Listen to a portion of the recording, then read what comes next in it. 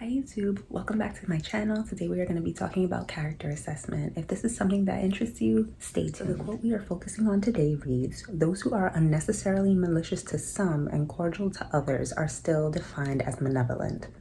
So this video is aimed toward individuals who are authentically nice, too trusting, naive, and often give people the benefit of the doubt. Don't get me wrong, those are wonderful characteristics to have. I used to be that type of individual, but often you are going to get crossed or taken advantage of if you do not know how to assess people's characters or read between the lines. And it's often stated that like attracts like, which is true, but when you do not have boundaries, you will not attract genuine people like you. You will attract people who will take advantage of you. So going back into the definition of the quote means if an individual is respectful and nice towards you, they can still be considered untrustworthy if they are unnecessarily malicious to others. For example, you could have a friend that's extremely nice towards you, but when you go out to dinner, they're nasty and rude to the waiter.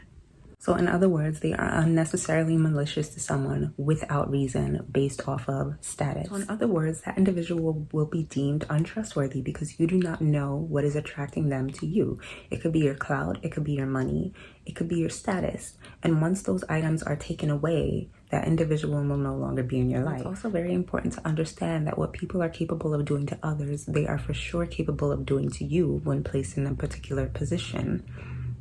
For example, if someone is the office gossip, you're not going to entrust your private details or situation to them.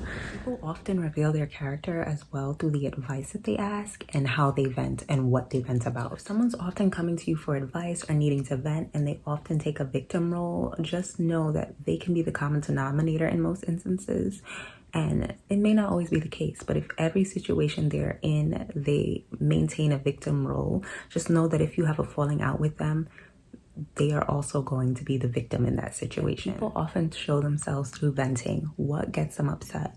So I remember when I was younger, I had walked in on a conversation or something, and the individual was venting to someone else saying that they were upset that another person didn't give them money or didn't lend them money. Venting was coming from a level of entitlement. Like, the person worked, had their own money, but this other individual was upset that the person who was working and had their own finances wasn't lending them or giving them money. And no, the person with the money didn't live with this individual. They were just a family member. So I put two and two together and I was like, oh, if you can't give person B money, the venter, when they ask for it or a specific amount that they ask for, they're going to slander you and say that you're selfish. Clear indication of someone showing their ways and their motives through their venting. Always dissect a person's character based off the advice they ask. Are they asking you what shirt that they should wear out to a dance, or are they asking you whose husband they should be targeting? Like, it's obvious. Character is there. And again, what they do to others, they will most definitely do to you. I hope this video was helpful, especially to those who are considered too trusting or even naive. And I just want to reiterate that those characteristics are amazing characteristics to have, but until you have the ability to assess people's character, you will continually get crossed. And once you master that, you'll be good to go. So I hope you enjoyed this video, and I'll see you next time. Goodbye.